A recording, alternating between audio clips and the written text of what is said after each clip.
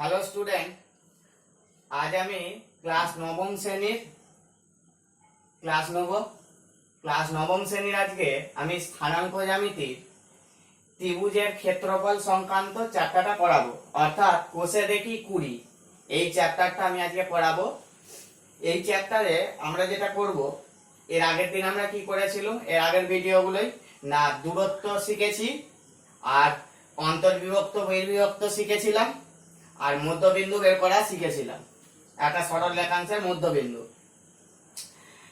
আর আজকে শিখব তিনটে বিন্দু দিয়ে ত্রিভুজ অঙ্কন, মানে ত্রিভুজের ক্ষেত্রফল, চতুর্ভুজের ক্ষেত্রফল আর সমরেখ। তিনটে বিন্দু দেয়া থাকলে সমরেখ কিনা টেস্ট করা, এগুলোই আজকে আমরা শিখব। তাহলে তার আগে আমাদেরকে কিছু সূত্র জানতে হবে। তাহলে দেখো ছবিটা, আমরা এই যে একটা এবিসি ত্রিভুজ এঁকেছি, এ এর স্থানাঙ্ক নিয়েছি x1 y1, বি এর স্থানাঙ্ক নিয়েছি x2 y2, আর সি এর স্থানাঙ্ক নিয়েছি x3 y3, তাই তো? তাহলে এবিসি ত্রিভুজের ক্ষেত্রফল কি হবে? দেখো ত্রিভুজ এবিসি এর ক্ষেত্রফল কি হবে? তাহলে ক্ষেত্রফল আমরা কি লিখবো না, সূত্রটা দেখো। আচ্ছা, আমরা প্রথমে আগে সেকেন্ড ব্র্যাকেটই দিই, ঠিক আছে?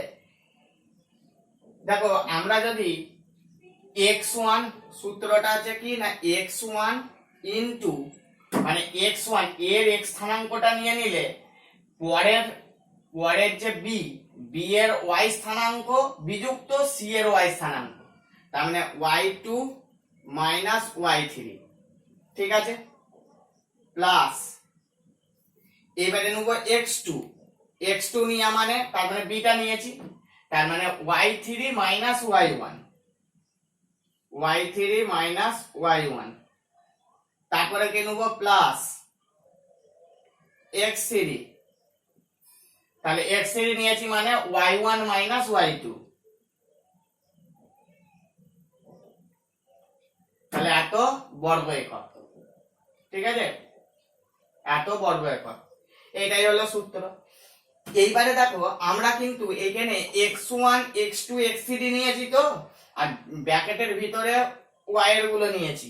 এটা আমরা বাইরে y গুলো নিয়ে ভিতরেও x গুলো নিতে পারতাম। আমি যদি এখানে y1 নিতাম তাহলে এখানে লিখতে হতো x2 মাইনাস x3, এখানে যদি y2 লিখতাম তাহলে লিখতে হতো যে x3 মাইনাস x1, এখানে যদি আমি নিতাম যে y3 তাহলে এখানে লিখতাম কি x1 মাইনাস x2, এটাও আমরা লিখতে পারতাম কিন্তু, ঠিক আছে? একই ব্যাপার। এইবারে আমি একটা বলি জিনিস, আমরা এটা কি করেছি না ঘড়ির কাঁটার দিকে নিয়েছি, তাই তো? তাহলে আমরা ঘড়ির কাঁটার দিকে নিয়েছি বলে এইটা এসছে।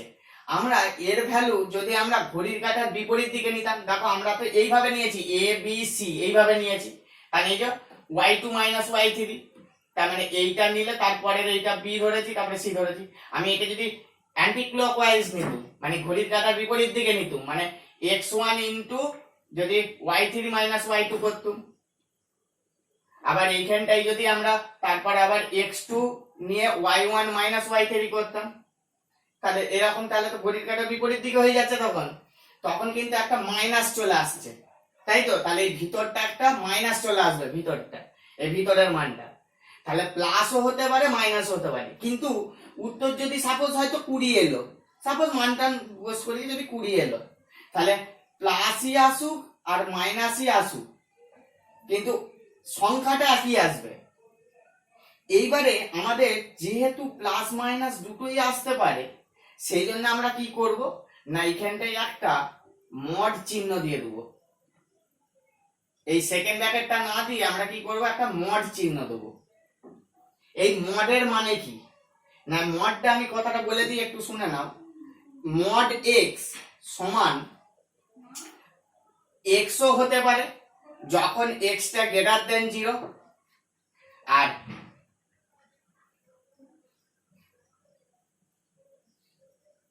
মড x মাইনাস x যখন x টা লেস দেন 0।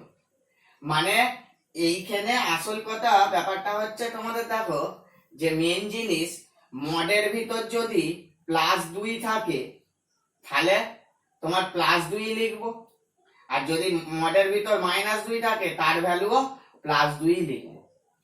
ঠিক আছে, মডের থেকে যখন বাইরে আসবে তখন প্লাস হয়ে যাবে।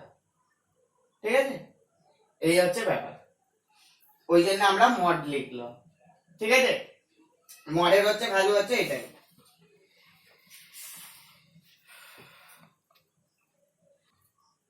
দেখো আমি যদি এই যে মড এক্স লিখলাম, এইটা সমান এক্স যখন এক্স টা গ্রেটার দেন 0, আর যখন -x তখন হচ্ছে এক্স টা লেস দেন 0। ঠিক আছে, লেস দেন 0। এইবারে দেখো আমি যদি এক্স এর মানটা পজিটিভ নিবে, 0 থেকে বড়, তার মানে 0 থেকে বড় মানে 1 2 1 এর 2 যা খুশি হতে পারে। ঠিক আছে, আমরা পজিটিভ নিলে তাহলে পজিটিভই আসছে। কিন্তু এক্স এর মানটা যদি আমরা নেগেটিভ নিই, মনে করে এই যে -5 মাইনাস হয়তো আমি নিলাম -8, সাপোজ -8 নিলাম, তাহলে এটা যখন বাইরে বেরোবে তখন কি হয়ে যাবে, মাইনাস অফ এক্স টা যখন বেরোচ্ছে -x হয়ে, তাহলে -8 টা যখন বেরোবে তখন মাইনাস অফ -8 হয়ে, তাই না? এইটা হচ্ছে এক্স ভাবতে হবে, এইটা এক্স, এইটা এক্স, তাহলে মাইনাস অফ এক্স, তাহলে এক্স মানে কি -8, তাহলে আলটিমেটলি কি হয়ে গেল -8 বুঝে গেল? মানে এই সূত্রটা মনে রাখতে হবে একটু, এই সূত্রটা। তাহলে mod x সমান x যখন x টা গ্রেটার দেন 0, আর mod x সমান -x যখন x টা লেস দেন 0। এই x টা কিন্তু তখন লেস দেন 0 হয়ে যাবে। ঠিক আছে, এইটা গেল ত্রিভুজের ক্ষেত্রফল। এইবারে এই ত্রিভুজের ক্ষেত্রফলটা যদি শূন্য হয়ে যায়, শূন্য হওয়া মানে কি, নিশ্চয়ই এইটা তখন নিশ্চয়ই এটা নিশ্চয়ই এর মধ্যে কোথাও চলে আসবে, এই সরল রেখার মধ্যে চলে আসবে কোথাও, ওই জন্যই তো শূন্য হয়ে গেল, ত্রিভুজের ক্ষেত্রফল থাকছে না তো, মানে ত্রিভুজের ক্ষেত্রফল বের করে থাকছে না। তাহলে তখন আমরা দেখো এই বিন্দুগুলো কি হয়ে যাচ্ছে না, সমরেখ বিন্দু হয়ে যাচ্ছে। তাহলে তিনটে বিন্দু, তাহলে সমরেখ হওয়ার শর্ত কি, তাহলে তিনটি বিন্দু, তাহলে এ বি সি যদি তিনটে বিন্দু, তখন এ বিন্দুটা হচ্ছে এইটা, এই যে এইটা এ, এটা এ বিন্দুটা,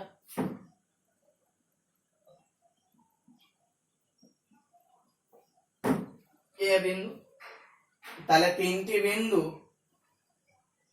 এ বি সি সমরেখ হবে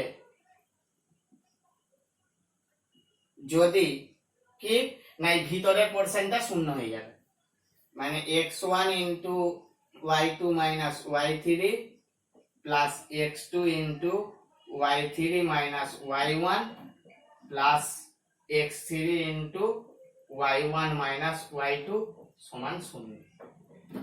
ঠিক আছে, যদি এইটা হয় তাহলে এটা হচ্ছে সমরেখ হওয়ার সূত্র। তাহলে এটা 1 নম্বর সূত্র, এটা 2 নম্বর সূত্র। ঠিক আছে, এইখানে এই দুটোই আছে, আর তেমন কিছু নাই। ঠিক আছে, এই দুটো দিয়ে আমরা অঙ্ক করব। ঠিক আছে, কিছু অঙ্ক করা যাবে এবারে। দেখো অঙ্কটা কি বলেছে না, 2, -2, 4, 2 এবং -1, 3 শীর্ষবিন্দু, তিনটে শীর্ষবিন্দু দিয়ে দিয়েছে একটা ত্রিভুজের, নিয়ে বলেছে তিনটে শীর্ষবিন্দু স্থানাঙ্ক দিয়ে দিয়েছে, দিয়ে বলেছে ত্রিভুজটার ক্ষেত্রফল নির্ণয় করতে। তাহলে আমরা প্রথমে ওই সূত্রটা কাজে লাগিয়ে করব। তা কি লিখবো না, ত্রিভুজের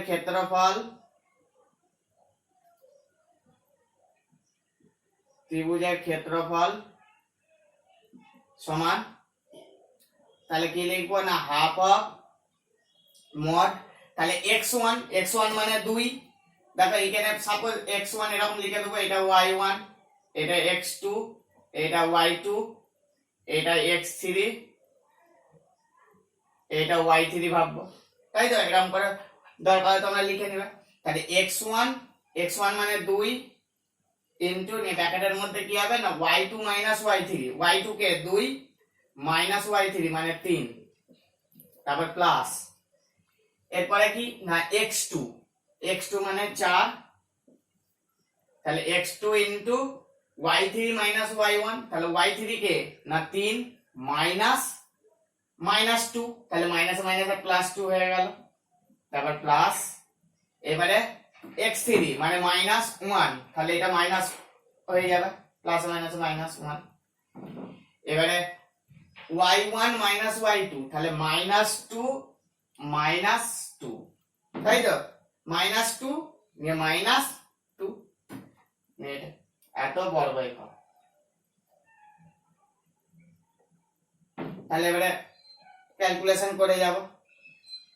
তাহলে 2 ইনটু এটা -1 হয়ে গেল, প্লাস 4 ইনটু এটা 5 হয়ে গেল, 5 হয়ে গেল, -1 ইনটু এটা -4 হয়ে গেল বর্গ একক। তাহলে -2 প্লাস 20 4, তাহলে এটা ক্যালকুলেশন করলে কত হয়ে গেল বর্গ একক।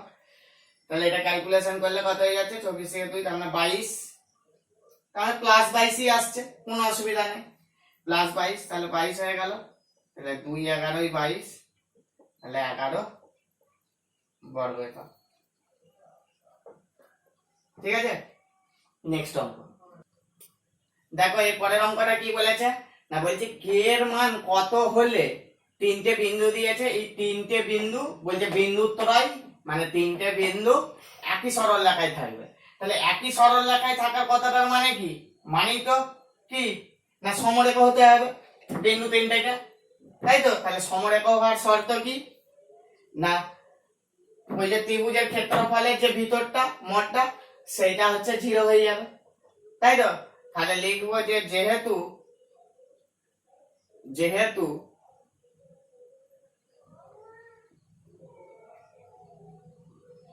বিন্দুত্রয় একই সরল রেখায় থাকবে,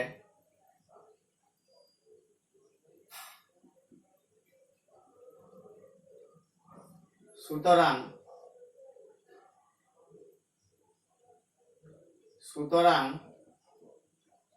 কি হবে না, যে ভিতরটা, তার মানে সূত্রটা কি সমরেখা হওয়ার সূত্র না, x1 মানে 1 দিয়ে ব্র্যাকেট শুরু নিয়ে -1 মাইনাস অফ এইটা কি হবে প্লাস, তারপরে 2 ইনটু -1 মাইনাসে মাইনাসে +1, তারপরে k ইনটু -1 মাইনাসে মাইনাসে +1, তাই তো। একই সরল রেখায় থাকবে k এর মান কত হলে।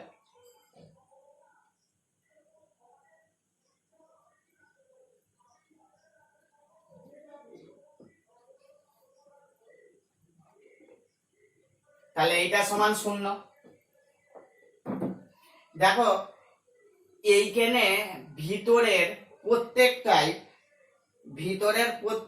0 হয়ে যাচ্ছে, তার মানে আমাদের আলটিমেটলি বাঁ দিকটা কিন্তু 0 হয়ে যাচ্ছে, তাই না। আমাদের বাঁ দিকটা কিন্তু আলটিমেটলি কি হয়ে যাচ্ছে না 0 হয়ে যাচ্ছে। তাহলে আমরা এইখানে যাই বসাই না কেন, এই কে এর জায়গায় যাই বসাই না কেন, পুরোটাই তো 0 হচ্ছে না, হচ্ছে না, তাই তো নাকি। তাহলে এটা সমান 0 হয়ে যাবে, তাই না, যাই বসাই না কেন, কারণ আমার তো ভিতরগুলো সব 0। তাহলে কে এর মানে কে তো পার্টিকুলার কোনো মান বেরোবে না, তাহলে কে তো অসংখ্য মান হতে পারে, তাই তো। তাহলে এখান থেকে লিখবো যেহেতু সমীকরণটিতে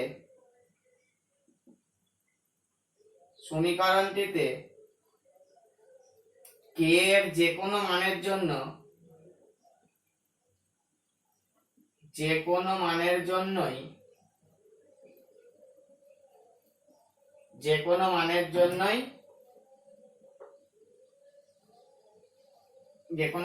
জন্যই কি হবে না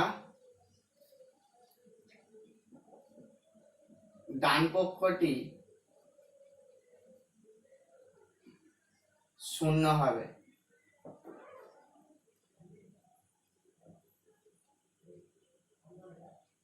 যেহেতু কথাটা লেখার দরকার নেই,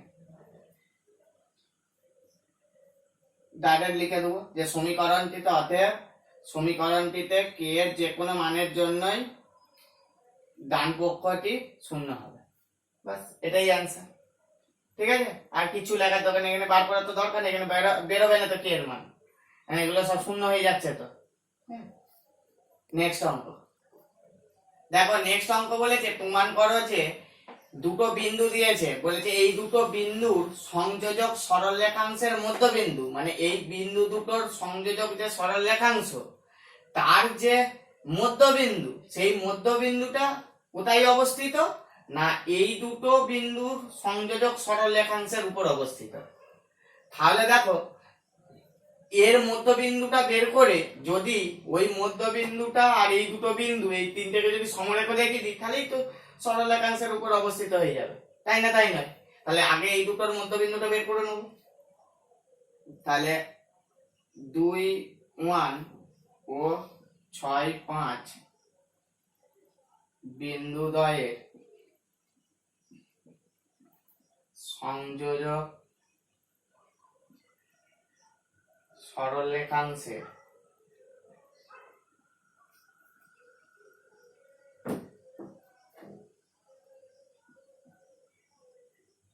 মধ্যবিন্দু সমান কত হবে, না 2 + 6/2 1 + 5/2, তাহলে 8/2 মানে 4 আর 6/2 মানে 3, তাহলে 4,3। এইবারে এই বিন্দুটা আর এই দুটো বিন্দুর মধ্যে কি দেখাবো, না সমরেখ দেখাবো।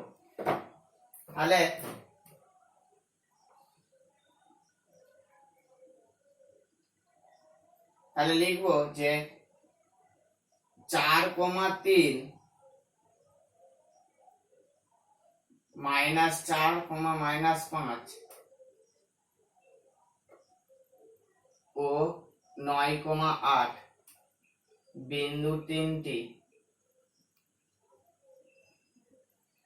সমরেখ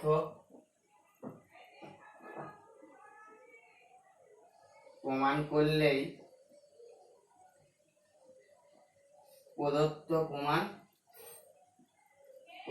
প্রমাণ প্রমাণিত হবে, তাই তো? তাহলে আমরা এবারে এটাকে সমরেখ প্রমাণ করার চেষ্টা করব।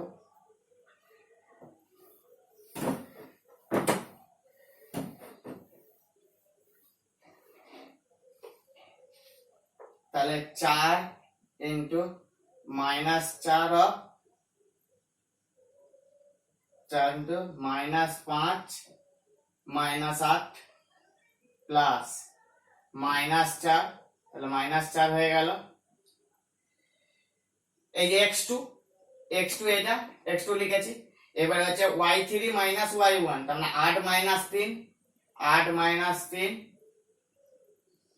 তারপরে প্লাস, তারপরে x3 মানে 9, তারপরে y1 - y2, তাহলে 3 -5, তার মানে +5 হয়ে গেল। এটা শূন্য দেখাতে পারলেই হয়ে যাবে। তাহলে দেখা যাক শূন্য হয় কিনা।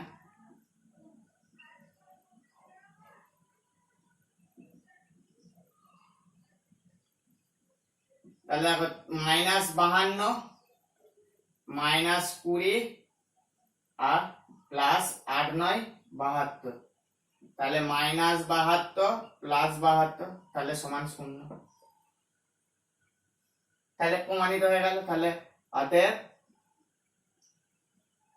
এবারে তোমরা ওই যেটা লেখা ছিল সেটা অতএব দিয়ে লিখে দিবে প্রশ্নটা একবার, ঠিক আছে?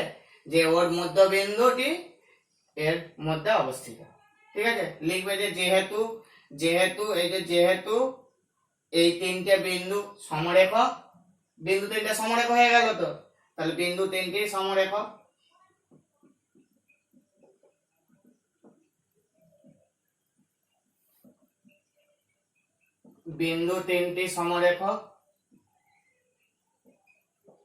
তাহলে সুতরাং কি লিখবো, না ওই যে উত্তর যেটা প্রশ্নটা দিয়েছিল সেটা একবার লিখে দেবো, তাহলে নেক্সট অঙ্ক দেখো।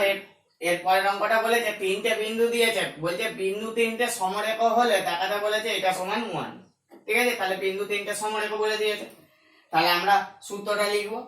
তাহলে কি, না এটা সাপোজ x1 নিয়ে নিলাম, এটা y1, এটা x2, এটা y2 যদি ধরে নি, আর এটা x3, এটা y3 ধরে নিলাম, তাই তো? তাহলে ধরে নিলে তাহলে কি সূত্রটা ছিল না x1, তাহলে x1 মানে a into y2 minus y3, y2 মানে b মাইনাস 1 প্লাস এবারে x2 মানে 0 ইনটু y3 মাইনাস y1 মানে 0, তারপরে প্লাস তারপরে x3 1 into y1 minus y2 মানে 0 মাইনাস b সমান 0, সমরেখা বলেছে তো, তাহলে সমান 0। এবারে কি হবে না এইটা দেখো ভাঙলে কি হচ্ছে না ab মাইনাস a, আর এটা পুরোটা 0 হয়ে যাচ্ছে, 0 সঙ্গে এটা গুণ আছে, 0 হয়ে যাচ্ছে। আর এটা দেখো 0 আর মাইনাস b গুণ বিয়োগ করলে মাইনাস b হয়, তাহলে মাইনাস b আর প্লাস 1 মাইনাস b হবে সমান 0। ab টাকে এদিকে রেখে এই দুটোকে ওইদিকে নিয়ে চলে গেলাম, তাহলে a প্লাস b। এবারে চেঞ্জ করে দিচ্ছি, তাহলে a প্লাস b সমান আমরা লিখতে পারি ab, তাহলে ab টা এবারে নিচে নিয়ে চলে আসবো, a plus b by ab সমান 1। তাহলে এখান থেকে দেখো একবার a by a plus b আর একবার b by a plus b হয়ে গেল, তাই তো, সমান 1। এবারে a কেটে গেল 1 by b plus 1 by a সমান 1। আগে পরে লিখে দিলেই হবে, আগে 1 বাই এটা লিখে দেন, তারপরে 1 বাই b। এটা কিন্তু খুব ইম্পর্টেন্ট শর্ট কোশ্চেন, হ্যাঁ, ভালো করে এটা একটু বুঝে করবে। নেক্সট অঙ্ক, এরপর অঙ্কটা দেখো বলছে এবিসি সমকোণী ত্রিভুজের কোণ এবিসি 90 ডিগ্রি, কোণ এবিসিটা 90 ডিগ্রি নিয়েছি। এ আর সি বিন্দুর স্থানাঙ্ক যথাক্রমে 0, 4 আর 30। দেখো আমরা 30 যেমন হয় সেরকম নিয়েছি, যে 3 ঘর গেলুম x বরাবর নিয়ে 0, তার মানে y এর দিকে আর যাচ্ছে না, এখানে বিন্দুটা হয়ে যাচ্ছে। আর 0, 4 বলেছে মানে কি 0 থেকে 4 পর্যন্ত যাব, কারণ x ঘরটা তো 0, x এর দিক যাচ্ছে না, তাহলে 4, তাহলে এটা a। তাহলে আলটিমেটলি আমরা কি দেখতে পাচ্ছি না বি বিন্দু স্থানাঙ্কটা 0, 0 হবে, তাই না? আর বি বিন্দু অবশ্যই 0, 0 হতে হবে। তাহলে চিত্র থেকে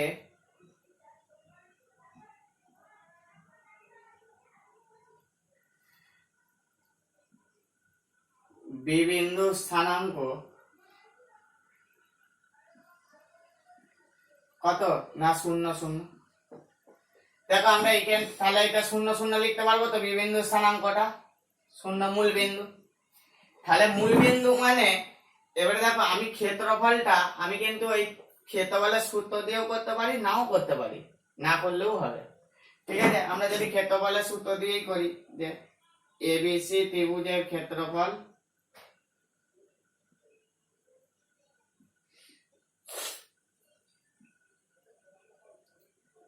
হাফ ইন্টু, তাহলে দেখো প্রথমে যদি আমি 0, 4টা নিই, এ বি সি এরকম যাবো, তাহলে 0টা নিলাম, তারপরে তাহলে 0 মাইনাস 0 প্লাস, তারপরে 0 নেব, 0 নিলে 0 মাইনাস 4, তারপরে 3 নেব, 3 নিলে 4 মাইনাস 0,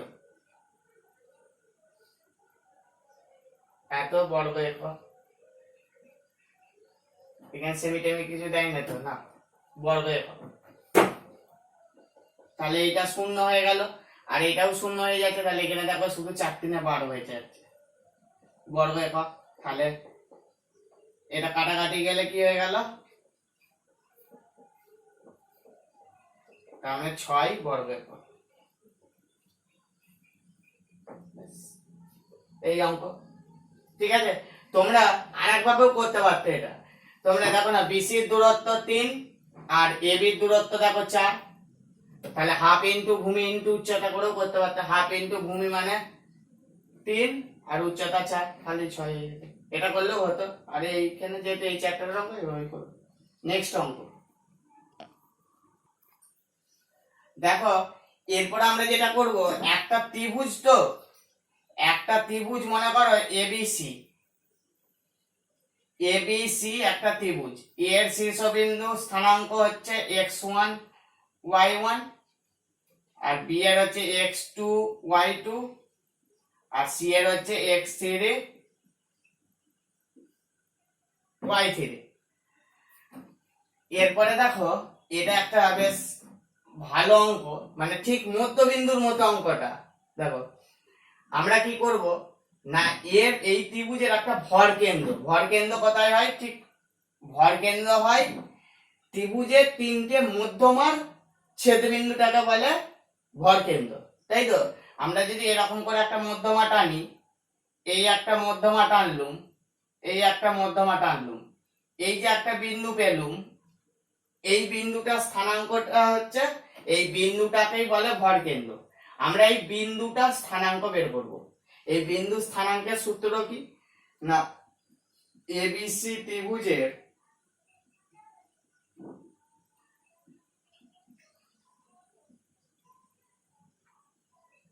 ভর কেন্দ্রের স্থানাঙ্ক, দেখো কি হবে না, x স্থানাঙ্ক গুলো যোগফল, মানে x1 x2 x3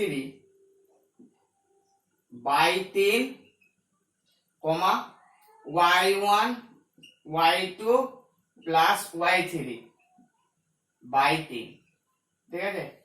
এই হলো সূত্র, ঠিক আছে? ঠিক মধ্যবিন্দুর মতো, এখানে যেহেতু তিনটে আছে এই জন্য বাই 3 মনে রাখবে, ঠিক আছে? তাহলে এই সূত্র দিয়ে অঙ্ক পরের দিন করাবো। আজকে এই পর্যন্তই থাকবে, ঠিক আছে? আজকে ভিডিওটা হলো পার্ট 3 ভিডিও, এর পরের দিন পার্ট 4 হবে ভিডিও।